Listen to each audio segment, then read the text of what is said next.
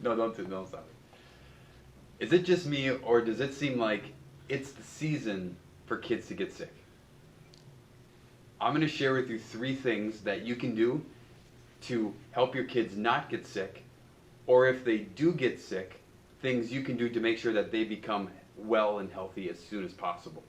Now, these 3 things are important, and each one requires its own explanation.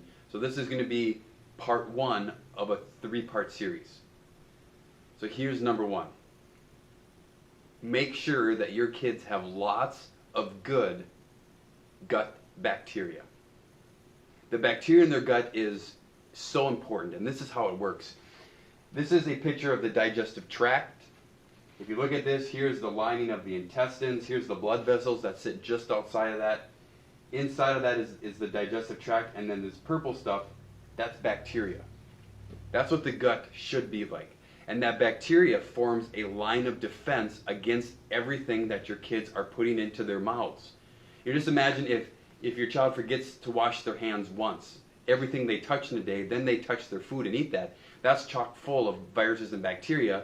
And this line of defense is so effective that some researchers say that the natural good gut bacteria is about 80% of our immune function.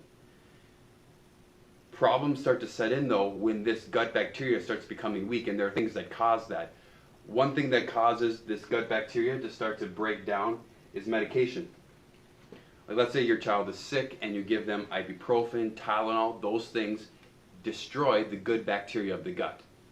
Another thing that destroys bacteria of the gut is processed food. If your kids are eating their fair share of processed food, which most are, their gut bacteria is constantly wearing thin. Oh, and I can't forget about the medications. Think of antibiotics. If your kids have ever been on antibiotics, certainly their gut bacteria has been beat up, because antibiotics don't know good bacteria from bad bacteria. They just wipe out all bacteria. Another thing is that if your child wasn't born vaginally, that will weaken their good gut bacteria. Or if they weren't breastfed, that's another thing that will weaken their good gut bacteria. It is so important that you are constantly rebuilding that bacteria. And there's only a few ways to do it. One is to give them good food, like whole foods. Veggies and fruit are full of good bacteria. In fact, that's how our bodies usually keep up with it. But because we don't eat enough fruits and veggies in a day, and most kids aren't eating near what they need to, we need to rebuild this gut bacteria through the use of a probiotic. Probiotics are important. They need to be taken every day. And when they do, this will slowly start to rebuild the first line of defense in the immune system, which will stop invading viruses and bacteria, or at least strengthen your child's immune system so that it can do a better job fighting those things. The rule of thumb is that for every 50 pounds, you should be consuming 7 billion, that's with a B, 7 billion bacteria. So you have to look at your probiotic when you have it, how much is in a serving. And per 50 pounds, 7 billion. And I would always round up. So if your child is 75 pounds, round up to 100 and make sure they're getting that much.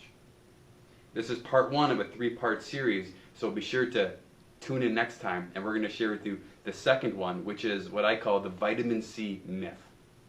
We'll see you then.